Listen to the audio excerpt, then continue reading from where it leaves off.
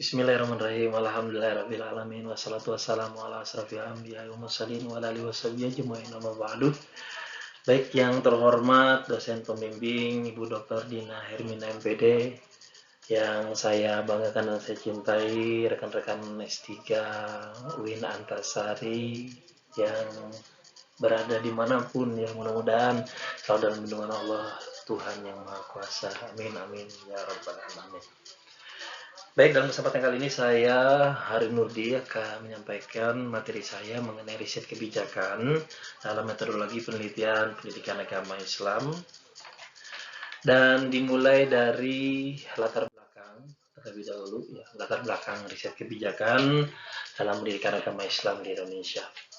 Riset kebijakan dalam pendidikan agama Islam ini sangat penting untuk meningkatkan kualitas pendidikan. Penelitian ini bertujuan untuk memahami bagaimana kebijakan pendidikan dapat memfasilitasi perkembangan siswa dan memberikan wawasan tentang tantangannya yang dihadapi dalam implementasinya di Indonesia. Dengan memahami latar belakang ini, kita dapat merumuskan strategi yang lebih efektif. Metodologi pendidikan agama Islam yang mencakup berbagai pendekatan strategi dan teknik pengajaran memegang peranan sentral dan menentukan keberhasilan proses pembelajaran. Nah, metodologi ini harus mampu menyesuaikan dengan karakteristik peserta didiknya. Latar belakang sosial budaya serta dinamika perkembangan teknologi dan informasi yang semakin pesat, penggunaan metode yang tepat tidak hanya akan meningkatkan pemahaman peserta didik terhadap ajaran Islam, tapi juga mampu memotivasi mereka untuk mengimplementasikan nilai-nilai tersebut dalam kehidupannya sehari-hari. Namun demikian, kenyataannya di lapangan menunjukkan bahwa pelaksanaan metodologi pendidikan agama Islam masih menghadapi berbagai kendala. Salah satu permasalahan utama adalah minimnya kompetensi guru dalam mengaplikasikan metode pembelajaran yang inovatif dan kontekstual. Banyak guru masih mengandalkan metode ceramah tradisional yang kurang interaktif dan tidak memadai untuk mengembangkan kemampuan berpikir kritis serta kreativitas peserta didik. Selain itu, keterbatasan sarana dan prasarana pendukung pendidikan seperti media pembelajaran modern atau akses teknologi turut membatasi efektivitas proses pembelajaran. Tidak kalah penting dukungan kebijakan yang terarah dan terintegrasi dari pemerintah serta lembaga pendidikan yang dimana sangat diperlukan untuk mengatasi masalah-masalah tersebut. Kebijakan pendidikan yang mendukung pengembangan metodologi pembelajaran harus mencakup pelatihan guru secara berkelanjutan, penyediaan fasilitas pendukung, serta regulasi yang memungkinkan inovasi dalam praktik belajar agama Islam. Nah, saat ini kebijakan yang ada masih dalam bentuk proses ya, yang tidak sepenuhnya mampu mengakomodasi kebutuhan tersebut. Sehingga diperlukan kajian mendalam untuk merumuskan kebijakan yang lebih responsif dan aplikatif. Riset kebijakan dalam bidang metodologi pendidikan agama Islam sangat diperlukan untuk memberi gambaran menyeluruh mengenai kondisi saat ini, mengidentifikasi berbagai hambatan dan tantangan, serta mengusulkan solusi kebijakan yang mampu meningkatkan kualitas pembelajaran. Penelitian ini diharapkan dapat menjadi landasan bagi pengambil kebijakan dalam menyusun program-program pendidikan yang inovatif dan berkelanjutan. Nah, selain itu, hasil riset ini juga diharapkan mampu memberikan kontribusi bagi para pendidik dalam mengembangkan metode pembelajaran yang efektif, menarik, dan sesuai dengan kebutuhan peserta didik. Secara keseluruhan, penelitian ini bertujuan untuk mendukung terwujudnya pendidikan agama Islam yang tidak hanya berorientasi pada aspek kognitif, tetapi juga aspek afektif dan psikomotorik, sehingga mampu membentuk pribadi muslim yang beriman, bertakwa, dan juga berakhlak mulia. Dengan demikian, pendidikan agama Islam dapat berperan optimal dalam membangun bangsa yang bermoral dan beradab, serta mampu menghadapi tantangan globalisasi tanpa kehilangan jati diri dari keislamannya. Konsep dan peran riset kebijakan. Di situ ada kompleksitas masalah publik di Indonesia, hambatan dalam pengembangan, kemudian rumusan masalah dan tujuan penelitian. Nah, untuk kompleksitas masalah publik di Indonesia sebagai negara dengan jumlah penduduk lebih dari 270 juta jiwa dan kondisi geografis yang unik sebagai negara kepulauan terbesar di dunia, menghadapi beragam masalah sosial, ekonomi yang kompleks dan multidimensional. Masalah tersebut antara lain itu adalah kemiskinan, timpangan pembangunan antara daerah, pengangguran, rendahnya kualitas pendidikan, ketahanan pangan, perubahan iklim, dan urbanisasi yang pesat. Setiap permasalahan memerlukan kebijakan yang disusun secara hati-hati dan berdasarkan data yang akurat untuk menjamin solusi yang diberikan tepat sasaran dan berkelanjutan. Misalnya dalam menangani kemiskinan, perlu dilakukan identifikasi kelompok miskin secara tepat, pemahaman terhadap faktor penyebab, dan penyesuaian program bantuan yang sesuai kebutuhan lokal. Kemudian, hambatan dalam pengembangan riset kebijakan di Indonesia. Yang pertama adalah keterbatasan anggaran dan pendanaan. Di situ ada minimnya alokasi anggaran untuk riset, kemudian terutama riset yang bersifat kebijakan publik, ini contohnya. Kemudian ada lagi pendanaan sering tidak berkelanjutan, tergantung proyek atau donor tertentu. Jadi ada lagi tentang kualitas dan komunitas sumber daya manusia, yaitu kurangnya peneliti kebijakan yang memiliki kapasitas analitis, multidisipliner, dan pemahaman konteks lokal. Dan kemudian ada keterpisahan antara akademisi dan pembuat kebijakan.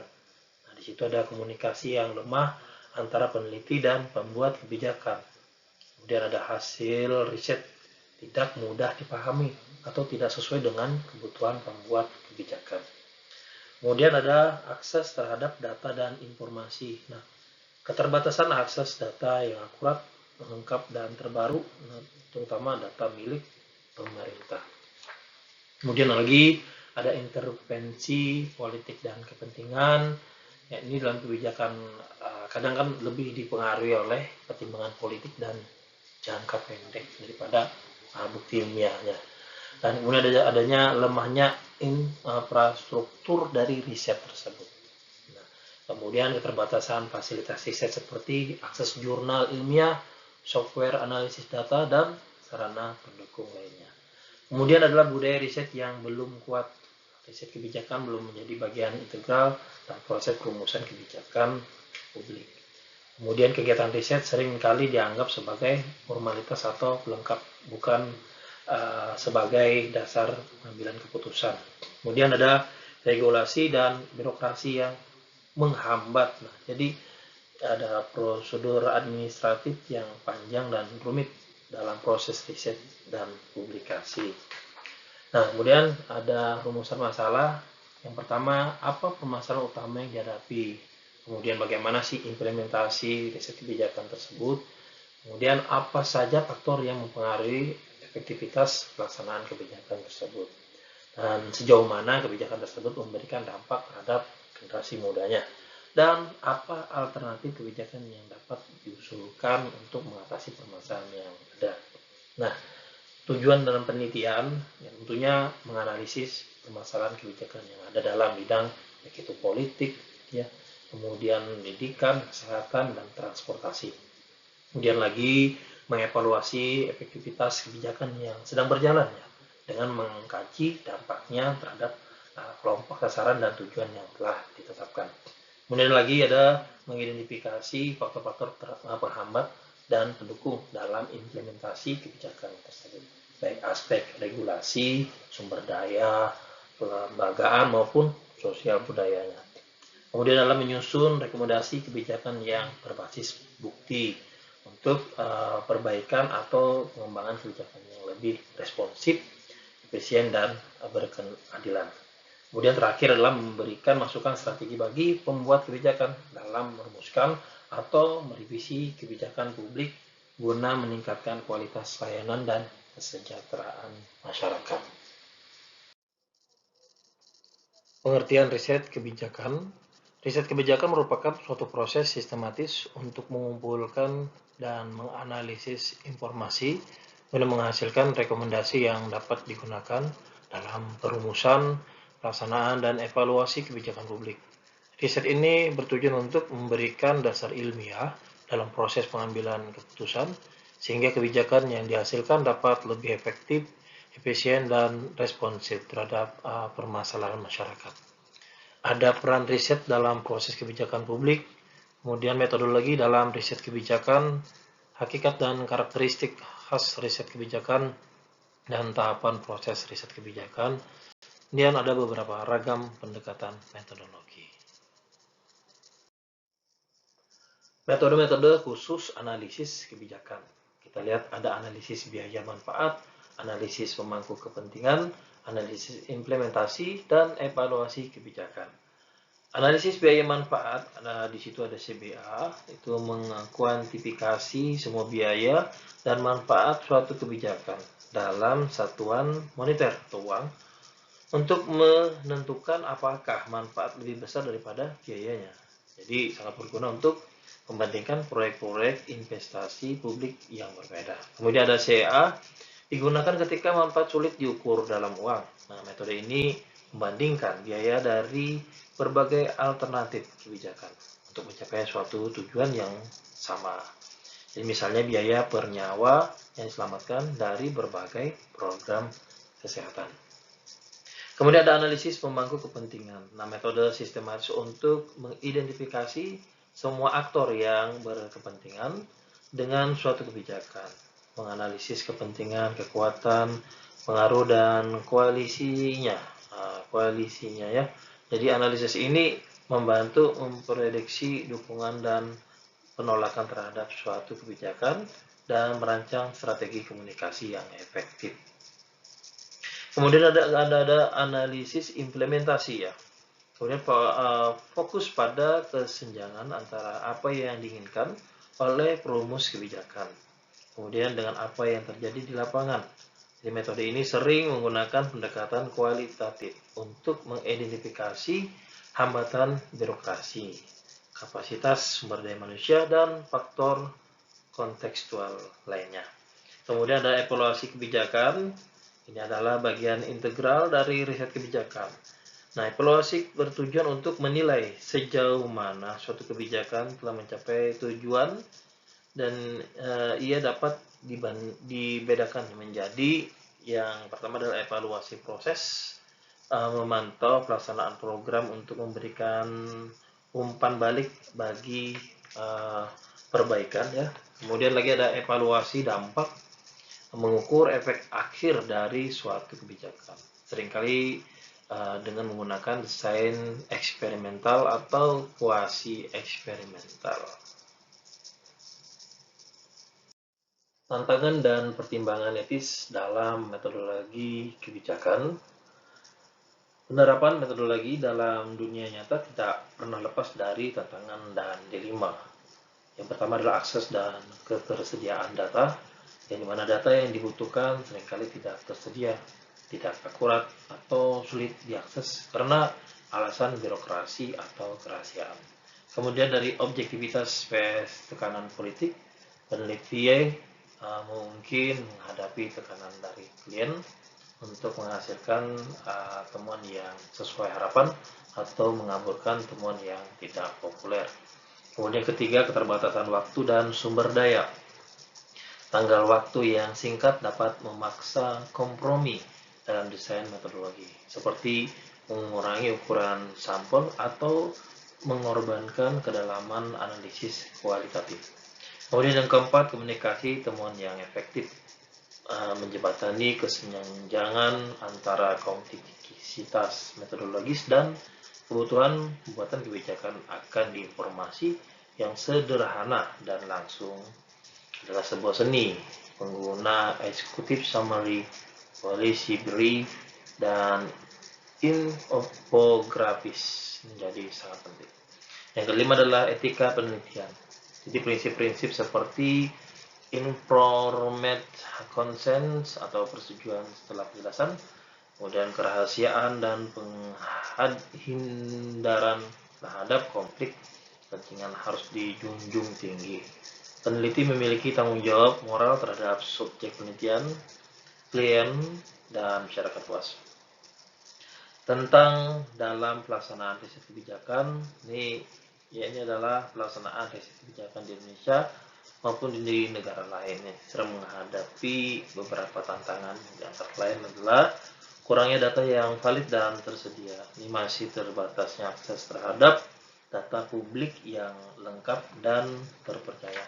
Kemudian ketidaksesuaian antara hasil riset dan kepentingan politik, kapasitas sumber daya manusia peneliti yang tidak semua lembaga atau peneliti memiliki kompetensi dan pemahaman mendalam tentang dinamika kebijakan publik. Kemudian keterbatasan dana atau riset kebijaksanaan memerlukan pendanaan yang tidak sedikit, terutama untuk riset skala besar dan lintas wilayah. Urgensi penguatan riset kebijakan di Indonesia, ini dalam konteks Indonesia, penguatan riset kebijakan menjadi sangat penting di tengah dinamika sosial, ekonomi, dan politik yang cepat berubah. Dengan riset kebijakan yang kuat, pemerintah dapat merumuskan kebijakan berbasis bukti yang lebih mampu menjawab tantangan pembangunan nasional dan kebutuhan masyarakat secara lebih tepat sasaran. Pemerintah, perguruan tinggi, dan lembaga riset perlu memperkuat kolaborasi agar hasil riset tidak hanya berhenti di meja akademik, tapi benar-benar digunakan dalam proses pembuatan kebijakan. Dan itu diperlukan komitmen untuk membangun ekosistem riset yang mendukung, baik dari sisi regulasi, pendanaan, maupun penguatan kapasitas sumber daya manusia itu sendiri. Kesimpulan, riset kebijakan dalam metodologi penelitian pendidikan agama Islam atau PAI berfungsi untuk menilai, menganalisis, dan memperbaiki kebijakan yang terkait dengan pelaksanaan pendidikan Islam. Melalui pendekatan ilmiah, baik kualitatif, kuantitatif, maupun gabungan, riset ini membantu memahami efektivitas kebijakan, proses implementasi, serta faktor-faktor yang mempengaruhi keberhasilannya. Hasil riset kebijakan memberikan dasar yang kuat bagi pengambil keputusan untuk merumuskan kebijakan PAI yang lebih tepat, relevan, dan sesuai kebutuhan peserta didik serta perkembangan zaman. Dengan demikian, riset kebijakan menjadi instrumen penting dalam meningkatkan mutu pendidikan agama Islam secara berkelanjutan. Saya rasa itu penyampaian materi saya. Mohon koreksi dari Ibu dosen pembimbing dan juga rekan-rekan mahasiswa lainnya. Terima kasih, saya sudahi. Wabillahi taufiq wal hidayah. Wassalamualaikum warahmatullahi wabarakatuh.